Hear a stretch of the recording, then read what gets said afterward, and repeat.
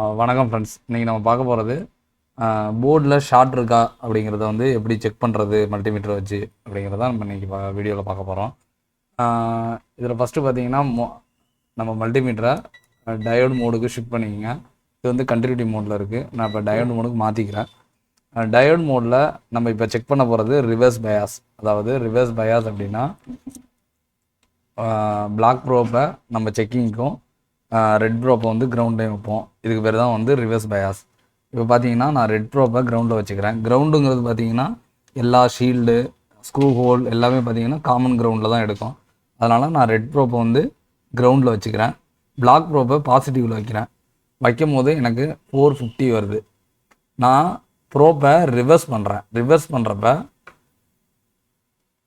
எனக்கு பார்த்தீங்க அப்படின்னா 1395 1.395 இது வருது. இப்போ இந்த போர்டு பார்த்தீங்கன்னா எந்த ஷார்ட்டும் கிடையாது. இப்போ அடுத்த ஒரு போர்டு இருக்குது. இதை நம்ம செக் பண்ணுவோம். இதில் ரிவர்ஸ் பயாஸ் அதாவது பிளாக் ப்ரோப்பை வச்சு நம்ம செக் பண்ணும்போது பாசிட்டிவில் 518 வருது. இதே நம்ம ஃபார்வர்ட் பயாஸில் மாற்றும் போது நமக்கு எபவ் 1000 வந்துட்டு ஓஎல் வருது. இந்த கண்டிஷனும் ஓகே தான். நான் இப்போ இந்த வீடியோ முடிஞ்ச பிறகு என்னென்ன கண்டிஷன் ஓகே அப்படிங்கிற ஸ்லைடு போடுறேன். இந்த போர்டும் வந்து நமக்கு ஷார்ட் எதுவும் கிடையாது. இப்போ இந்த போர்டு வந்து சாம்சங் போர்டு. இதுவும் பக்கா ஒர்க்கிங் போர்டு தான். இந்த போர்டில் நம்ம வந்து செக் பண்ணி காமிக்கிறேன்.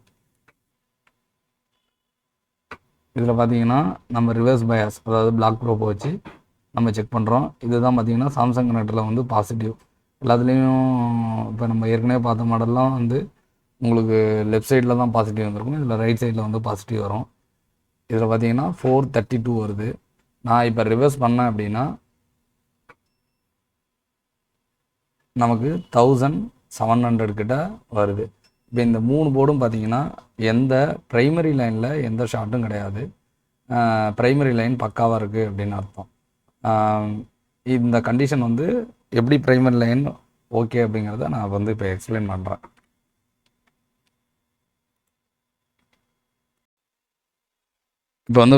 இப்போ வந்து பார்த்தீங்கன்னா நம்ம வந்து 3 போர்டு செக் பண்ணோம். இதில் வந்து ரிவர்ஸ் பயாஸில் அதாவது ரிவர்ஸில் செக் பண்ணுறப்ப உங்களுக்கு எபவ் 300லேருந்து 600க்குள்ளே உங்களுக்கு வந்துச்சு அப்படின்னா உங்களுக்கு ஓகே. இதை நீங்கள் அதை அப்படியே ஃபார்வேர்டில் நீங்கள் சேஞ்ச் பண்ணுறீங்க. அதாவது ரெட் ப்ரோப்பை வச்சு நீங்கள் செக் பண்ணுறீங்க. ரிவர்ஸுங்கிறது பிளாக் ப்ரோப்பை வச்சு செக் பண்ணுறது, ஃபார்வேர்டுங்கிறது ரெட் ப்ரோப்பை வச்சு செக் பண்ணுறப்ப அப்போ நமக்கு எபவ் 1000 வந்துட்டு நமக்கு நிற்கிது அப்படின்னா உங்களுக்கு ஓகே. இதே 1000 வந்துட்டு அதுக்கு பிறகு நமக்கு ஓஎல்னு ஷோ ஆகுதுன்னா நமக்கு அந்த கண்டிஷன் ஓகே. இல்லைனா டைரெக்டாக நமக்கு ஓஎல் மட்டும்தான் ஷோ ஆகுதுனாலும் நமக்கு ஓகே. அப்போ ஒரு ஷார்ட் இருந்துச்சுன்னா அந்த போர்டில் எப்படி ரியாக்ட் ஆகும் அப்படின்னா ஃபார்வேர்டில் என்ன வந்துச்சோ அதாவது ஃபார்வேர்டில் உங்களுக்கு அதாவது ரிவர்ஸில் 450 அப்படின்னா ஃபார்வேர்ட்லேயும் பார்த்தீங்கன்னா பிலோ 1000 கிட்ட வரும். இல்லைனா அதே சேம் 450 அந்த ரேஞ்சு இல்லை 350 இல்லை சேம் ரேஞ்சோட கொஞ்சம் நியர்பை வரும். அதாவது ஃபார்வேர்ட்லேயும் ரிவர்ஸ்லேயும் ஒரே மாதிரி வேல்யூ வரும். அப்படி வந்தாலும் நமக்கு நாட் ஓகே தான்.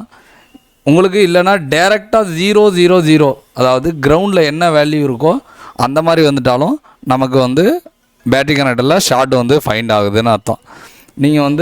நீங்கள் பேட்டரி கனெக்டரை வந்து செக் பண்ணுறது மூலமாக ப்ரைமரி லைனில் ஷார்ட் இருக்கா செகண்டரி லைனில் ஷார்ட் இருக்கா அப்படிங்கிறது உங்களுக்கு தெரியும். ப்ரைமரி லைனில் பார்த்தீங்கன்னா ஷார்ட் இருந்துச்சுன்னா டேரெக்டாக உங்களுக்கு பேட்டரி கனெக்டரோட 2 பாயிண்ட்லேயும் உங்களுக்கு 000 ஷோ ஆகும். இது வந்து உங்களோட ப்ரைமரி லைனில் வந்து ஷார்ட் இருக்குன்னு அர்த்தம். உங்களுக்கு ஃபார்வர்டு பயாஸில் வந்து ரிவர்ஸ் பயாஸில் வந்து 350யும் ஃபார்வர்ட் பயாஸில் அதே சேம் வேல்யூ அந்த மாதிரி உங்களுக்கு வந்து க்ரியேட் ஆகுச்சு அப்படின்னா உங்களுக்கு செகண்டரி லைனில் ஷார்ட் இருக்குன்னு நம்ம வந்து ஃபைன் பண்ணலாம். இந்த மாதிரி நம்ம பேட்டரி கனெக்டரை செக் பண்ணுறது மூலமாகவே நம்ம போர்டில் ஷார்ட் இருக்காங்கிறத ஃபைன் பண்ணணும். ஃபஸ்ட்டு ஒரு மொபைல் உங்களுக்கு டெட்டில் ரிசீவ் ஆகுது அப்படின்னா நீங்கள் செக் பண்ண வேண்டிய பாயிண்ட்டு உங்களோட பேட்டரி கனெக்டர் தான் நீங்கள் ஃபஸ்ட்டு செக் பண்ணணும். பேட்டரி கனெக்டரில் உங்களுக்கு டயோடு வேல்யூ பர்ஃபெக்டாக இருந்தால் தான் நீங்கள் அடுத்த செக் பாயிண்ட்டுக்கே போகணும். இல்லை அப்படின்னா அந்த வேல்யூ வர்றதுக்கான எல்லா ஸ்டெப்பையும் நம்ம ஸ்டெப் பை ஸ்டெப்பாக வந்து ஃபாலோ பண்ணுற மாதிரி இருக்கும். இந்த மாதிரி ஷார்ட் வந்துச்சுன்னா எப்படி போர்டை ரெடி பண்ணுறது அப்படிங்கிறத நம்ம வந்து கிளாஸில் வந்து பக்காவாக எக்ஸ்பிளைன் பண்ணி சொல்லி கொடுத்துட்ருக்கோம். உங்களுக்கு சிப் லெவல் கற்றுக்கணுன்னா ஸ்க்ரீனில் இருக்க நம்பரை காண்டாக்ட் பண்ணுங்கள். உங்களுக்கு இந்த மாதிரி இன்ஃபர்மேட்டிவ் வீடியோஸ் வந்து தொடர்ந்து மிஸ் பண்ணாமல் பார்க்கணுன்னா நம்ம சேனலை சப்ஸ்கிரைப் பண்ணுங்கள். தேங்க்ஸ்.